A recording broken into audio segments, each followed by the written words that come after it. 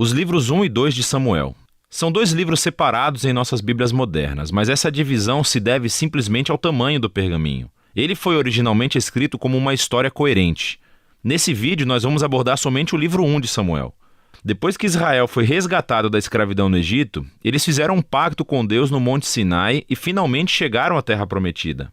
E ali, Israel deveria ser fiel a Deus e obedecer aos mandamentos da aliança. Antes do livro de Samuel, os juízes mostraram como Israel falhou feio nessa tarefa. Foi um período de caos moral e mostrou a necessidade de Israel por líderes sábios e fiéis. O livro de Samuel fornece uma resposta para essa necessidade.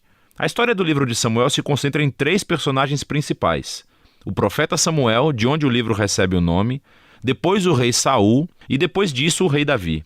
E todos os 3 fizeram a transição de Israel de um grupo de tribos governado por juízes para um reino unificado governado pelo rei Davi em Jerusalém. E o livro de Samuel tem um design fascinante que tece a história desses 3 personagens juntos em 4 partes principais. Samuel, o líder principal e profeta, na primeira seção do livro, também desempenha um papel fundamental na próxima seção, que é a história de Saul. E é narrado em 2 movimentos, a ascensão de Saul ao poder e depois os seus fracassos. A segunda parte é sobre a sua queda e a sua morte trágica. E o drama da morte de Saul é correspondido pela ascensão sensacional de Davi ao poder. E a história de Davi é contada em 2 movimentos. Primeiro, ele conta o seu sucesso, seguido por seu próprio trágico fracasso na lenta autodestruição da sua família e depois do seu reino. O livro conclui com um epílogo que reflete sobre toda a história.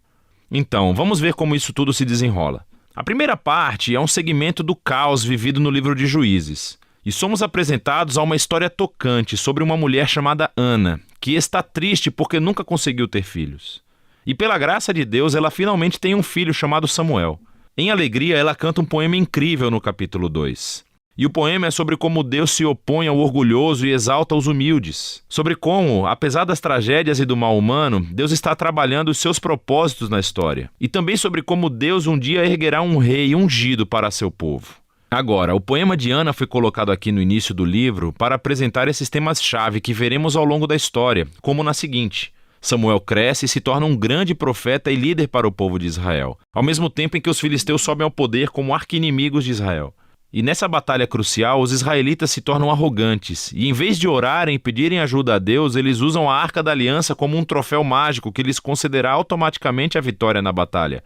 E assim, por causa de sua presunção arrogante, Deus permite que Israel perca a batalha e a arca é roubada. Então os filisteus pegam a arca e a colocam no templo do seu deus, Dagon. E então o Deus de Israel derrota os filisteus e o deus Dagon sem um exército, enviando pragas sobre o povo. Os filisteus não querem mais a arca e, obviamente, a enviam de volta para Israel. E a moral dessa pequena história parece ser isso: Deus não é o troféu de Israel, e ele se opõe ao orgulho entre os filisteus, mas também entre o seu próprio povo. Assim, Israel precisa permanecer humilde e obediente se quiser experimentar a bênção da aliança de Deus, o que inicia a próxima grande sessão. Os israelitas vêm a Samuel e dizem: Ei, queremos um rei como todos os outros povos. Vai encontrar um para nós. E Samuel, que está irritado, vai consultar Deus. E Deus diz: sim, todos os seus motivos estão errados, mas se há um rei que eles querem, então dê-lhes um. E assim somos apresentados a Saul. Saul é uma figura trágica porque ele começa cheio de promessas. Ele é alto, ele é bonito, ele é um candidato perfeito para um rei. Mas ele tem falhas profundas de caráter.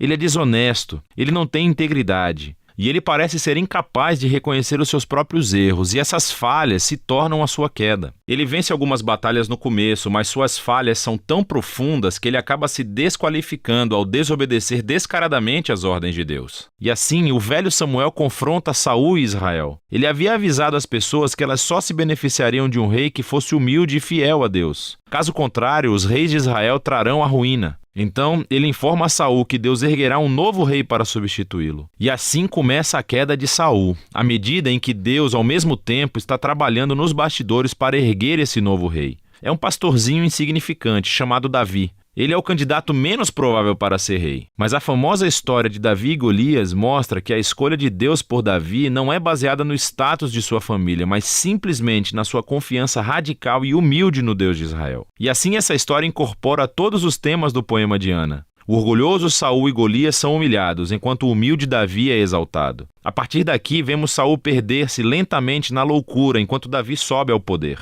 Então Davi começa a trabalhar para Saul como general. E ele ganha todas as batalhas e também ganha toda a fama. Assim, Saul fica com inveja e começa a perseguir Davi, caçando-o e tentando matá-lo. Davi não fez nada de errado, portanto ele simplesmente foge e espera no deserto. E aqui vemos o verdadeiro caráter de Davi. Ele tem múltiplas oportunidades para matar Saul, mas não o mata.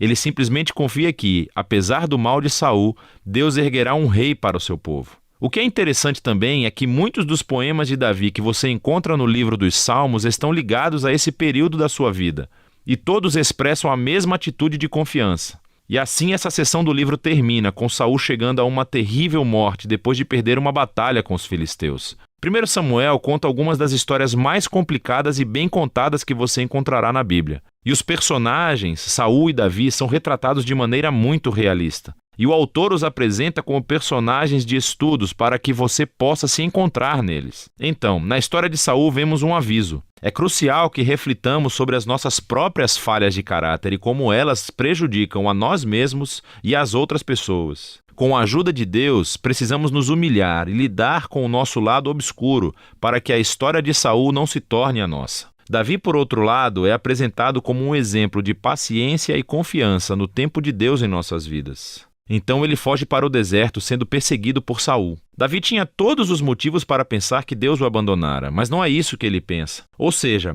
a história de Davi nos encoraja a confiar que, apesar do mal humano, Deus está trabalhando os seus propósitos, opondo-se aos orgulhosos e exaltando os humildes. E é disso que se trata 1 Samuel.